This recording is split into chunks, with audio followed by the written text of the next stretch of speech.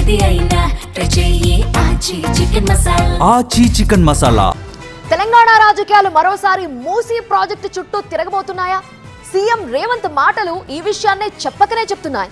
ఇప్పటి వరకు మూసీ విషయంలో అధికార విపక్షాల మధ్య రాజకీయ విమర్శలే ఎక్కువగా కనిపించాయి. కానీ లేటెస్ట్ గా సీఎం రేవంత్ ప్రకటనతో మూసీ ప్రాజెక్టుపై పొలిటికల్ వార్ కొత్త టర్న్ తీసుకోబోతోంది అనే చర్చ రాజకీయ వర్గాల్లో మొదలైంది.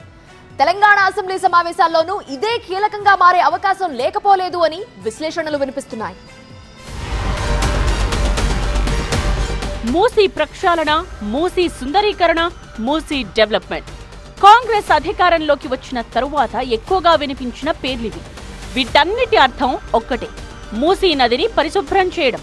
అయితే ఈ అంశం తెరపైకొచ్చినప్పటి నుండి పొలిటికల్ సర్కిల్స్ లో ఎప్పుడూ ఒక హాట్ టాపిక్ గానే ఉంటూ వచ్చింది.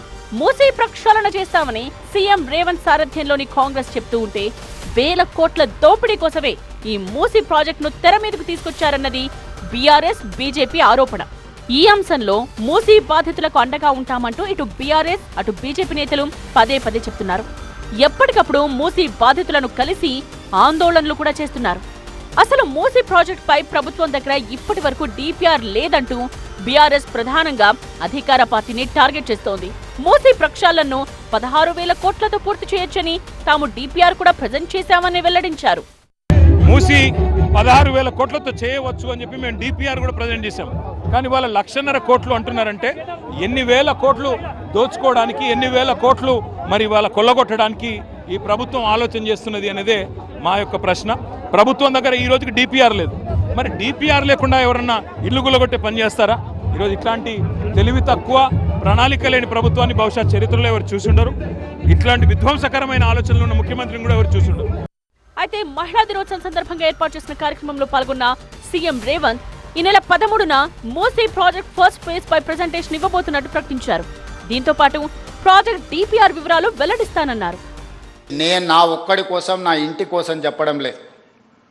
మీరందరూ మహిళా జర్నలిస్టులు అనుకుంటే రేపు 13th రోజు తాజ్ కృష్ణాలో పవర్ పాయింట్ ప్రజెంటేషన్ ఈ మూసీ నది మీద ఫేజ్ 1 మీద ఈరోజు డీటెయిల్ ప్రాజెక్ట్ రిపోర్ట్ ఇవ్వబోతున్నా. గాంధీ స్టాచ్యూకి 5,000 కోట్లు ఖర్చు పెడుతున్నారు. ఎవడన్నా బుర్రుండేటోడు 5,000 కోట్లు ఖర్చు పెడతాడు ఆ స్టాచ్యూకి. స్టాచ్యూ కాస్ట్ 70 కోట్లు. ఆడ విజ్ఞాన మందిరం మొత్తం కట్టడానికి 100+ ఏదో అవుతుంది. టోటల్ కలిపితే కూడా 200 కాదు. అంబేద్కర్ భవన్కి 220 కోట్లు పెట్టారు, సంతోషం. మహాత్మా గాంధీ ఒక విజ్ఞాన కేంద్రానికి ఒక 200 కోట్లు పెడితే మీకు వచ్చిన కష్టం ఏంటి? దాన్ని 5,000 కోట్లు, 10,000 కోట్లు అని చిలువలు పలువలు చేస్తారు. రేవంత్ ప్రకటనతో ఇప్పుడు అందరి దృష్టి మూసీ ప్రాజెక్ట్ డిపిఆర్ ఎలా ఉండబోతోందనే అంశంపైనే నెలకొంది. డిపిఆర్ లో ఏ అంశాలు వివరిస్తారు? ప్రాజెక్ట్ ఖర్చుకు సంబంధించిన అంచనాలు ఎంతవరకు చూపించబోతున్నారు? ముఖ్యంగా మూసీ బాధితులకు ఏ రకమైన భరోసా ఇవ్వబోతున్నారు అనే ప్రశ్నలు మొదలయ్యాయి. సామాన్యులతో పాటు రాజకీయ పార్టీల్లోనూ ఇదే అంశంపై ఆసక్తి నెలకొంది. మరోవైపు అసెంబ్లీ బడ్జెట్ సమావేశాలకు కొద్ది రోజుల ముందు మూసీ ప్రాజెక్ట్ పై డిపిఆర్ ఇచ్చేందుకు సీఎం రేవంత్ సిద్ధం కావడంతో ఈ అంశం అసెంబ్లీ సమావేశాల్లోనూ కీలక అంశంగా మారే అవకాశం ఉందనే చర్చ జరుగుతోంది. త్వరలోనే జీహెచ్ఎంసీ ఎన్నికలు జరగనున్న నేపథ్యంలో దీన్ని అన్ని పార్టీలు ప్రతిష్టాత్మకంగానే తీసుకునే ఛాన్స్ ఉందనే వాదనలు వినిపిస్తూ ఉన్నాయి. ఇక ఇంతటి ప్రధానమైన అంశాన్ని అసెంబ్లీ సమావేశాలు, జీహెచ్ఎంసీ ఎన్నికల ముందు ప్రభుత్వం తీసుకురావడం రాజకీయ ఎత్తుగడలో భాగమే అనే ప్రచారం కూడా సాగుతోంది.